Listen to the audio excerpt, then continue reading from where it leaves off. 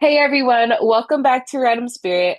I'm your host, Cynthia. Before we dive into today's episode, I want to go on and just go over my services, my spiritual services that I have for you. So, I do have a chakra scan, and this is just a single chakra scan to anyone that is interested and just wants to dip their toe in. I go on and I scan your chakras and see where I'm being called to, where there's any imbalances, and I go on and let you know what the blockages are. I give you actionable guidance to go on and better connect. I also have my program, Journey to Self, 70 Days of Healing Generational Trauma from the Root to the Crown. If this is something that you are interested in, book a free 15-minute consultation with me so we can go on and see if this is the right program for you. Let's get back into the episode. I hope you all enjoy this just as much as I did making it. Today, we will be talking about the root chakra, the Muladhara root chakra. This chakra is located at the base of the spine. The color that is associated with it is red. The sound to this chakra is lam, and this is connected to the earth. So this is the earth element.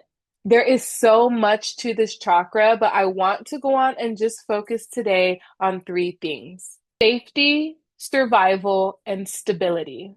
If your root chakra is imbalanced, what that's going to look like is you're going to have just major anxiety. You're going to be in survival mode. This is where your trigger response comes in. What's your trigger response? Are you a flighter?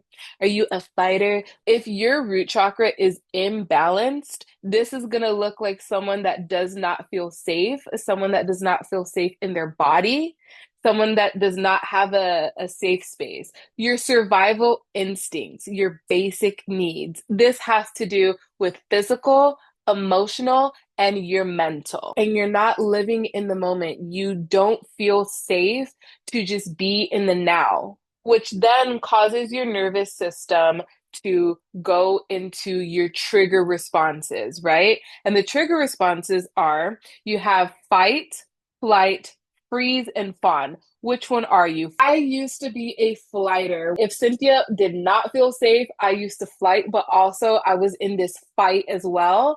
And I used to argue. It just used to be a lot and it was chaotic. When you are in that survival mode and you get into your survival instincts and you're, doing what you can to protect yourself, right? Your nervous system is not regulated and you fall into these. I'm going to be giving examples of a mother that is in this survival instinct mode. A mother that is always feeling like she has to be doing more just so that she could feel safe and worthy. In this situation, she could be doing for others and she could be neglecting herself. In this situation, she is doing things for other people and she's just in this hyper state and she's always going, and she doesn't allow any chance for herself to rest. Making decisions based out of fear instead of intuition. You could be in this survival mode, and it's very difficult to distinguish what's your intuition and what is fear. And then, we try to make our best judgment in the situation, and it's just a lot and it's chaotic. How can you listen to your intuition in the chaos? Something that I see a lot in my clients is with the fear, and I can sit here and I can put that with logic, and then you have the intuition. So you have your inner world, your inner knowing, you have your higher self aligned and speaking to you, but your reality says otherwise. And other people that you confide in can tell you something else too. And they can be telling you, no, that's not it. But your inner is telling you, yes. But the outer and the people outside are just like, no, do this. And then you go on and you're fearful and you don't trust yourself. So then you end up going outside of yourself, not listening to yourself and feeding into the fear, struggling to trust that things can be stable and peaceful. A lot of moms, it's chaos, it's drama, it's just a lot. And it's difficult. Fear comes into play here because you sit here and you're just like, this is not necessarily something that I'm used to. Why are things calm. What is going on? That fear creeps in, which fear is an imbalance that lives in the root chakra, and then it affects your survival, and then you go into whatever instinct it is. The last example I'm going to give is feeling like rest or ease is a luxury, not a right. So many of us moms, I used to be like this too. It's a luxury and it's difficult for me to go on and get, when in reality, it shouldn't even be a luxury. It should be a basic need and a basic necessity. Every single person deserves rest. We should not be sitting here and just doing and going and going and going. We deserve rest. Rest is a basic necessity. The true healing happens when you shift from survival to safety, where you trust that you are supported, you're secure, and worthy of stability in all aspects of your life. How this is linked to generational trauma. It starts with your childhood. You see your mother doing things, whether it's her never being able to rest, and then it's planted in your unconscious mind that that is how a mother is supposed to be. That is how a woman is supposed to be. You're supposed to be going and going and going, and you're supposed to be depleting yourself. You're supposed to be self-abandoning yourself. You're supposed to not take care of yourself and be there for others. To see the generational trauma and how this was passed down, talk to your mom if you can, or look at the history of the women in your family. So go on, and if you know your grandmother, try to gather what you can and see how was the grandmother and the mom's relationship growing up. What did your mom see your grandmother do? And it trickles all the way down, and you can see a pattern. There's other things to it. There's other things that could be passed down. I'm just using this as an example. You can see the pattern going down from generation to generation. And then the question is, does it end with you? Another thing that can be passed down is limiting beliefs. Beliefs like you have to work hard to survive and life is not easy. These are things that have been passed down from generations to generations, and then you go on and you create the reality of you have to work so hard and be miserable to survive. And life is not easy. You create your own reality, and that limiting belief creates a reality for the generation. It creates the reality for the family that you have. You're in survival mode and you do not know how to regulate your nervous system. So you sit here and you feed into your trigger responses, whatever they are. Being in this survival mode can cause you to suppress your emotions. And that's another common thing that I see in my clients, with the suppressed emotions, and I don't know how to regulate myself. I don't know how to deal with emotions. When you were growing up, were you told you're too much? I don't want to hear it. Go to your room. Was that something that you were told when you were growing up? That is when you are suppressing your emotions because your parent told you you're just way too much. That bleeds in overworking. You're overworking yourself and then going back to you self-abandoning yourself, and you're doing for others so that you can get another feeling and so that you can run away from the feeling that you're feeling when you sit with yourself. You're in this survival and you're not stable. You're not stable mentally, you're not stable emotionally, and you're not stable physically. You don't feel safe. To every person watching this, it could end with you. Let's go on and do a little exercise. Whatever it is that you're doing, if you can, just pause, okay? And I want you to close your eyes. I want you to tap into your root chakra. It is at the base of your spine. Just imagine there is a red, beautiful, vibrant orb. That's your root chakra. And just tap into this. Tap into this. Tap into it. Tap into the energy of safety. Tap into the energy of survival and stability. What does your root chakra want you to know? Whether this is a feeling, allow it and acknowledge it. You are here. I feel you. I see you. Imagine your root chakra being peaceful. Imagine you being stable and safety. Just sit in this. You deserve it. Sit in it. How would that look like for you?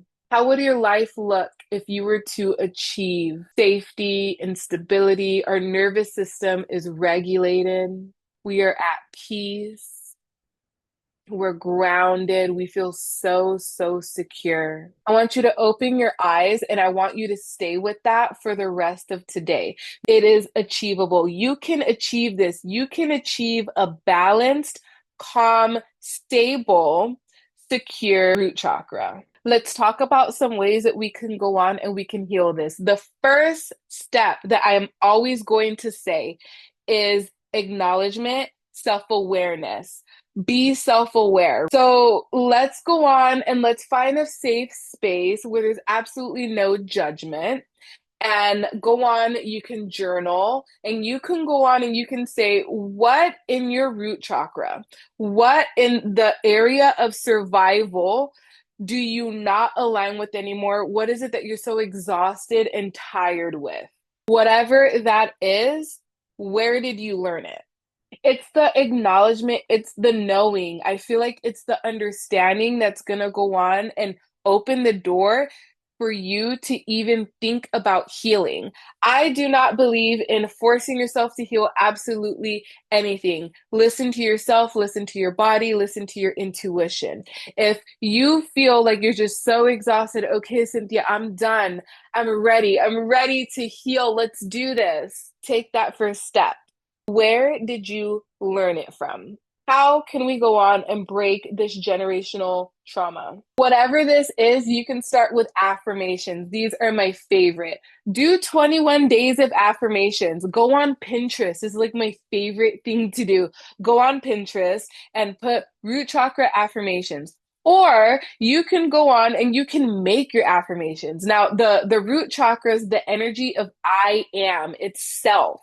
So you can go on and you can say, I am safe in my body.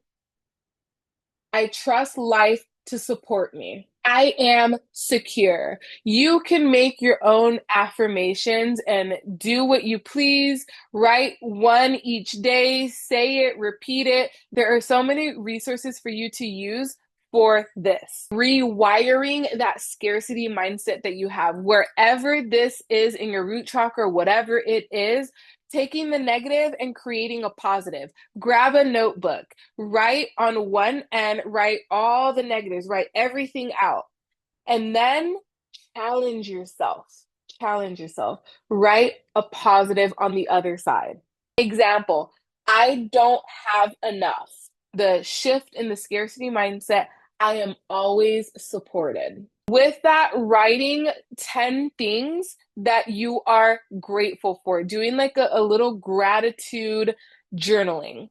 It's extremely difficult to bring this into your everyday, so go easy with yourself. Whether you want to do this once a day, whether you want to do it once a week, whatever that is on your own pace.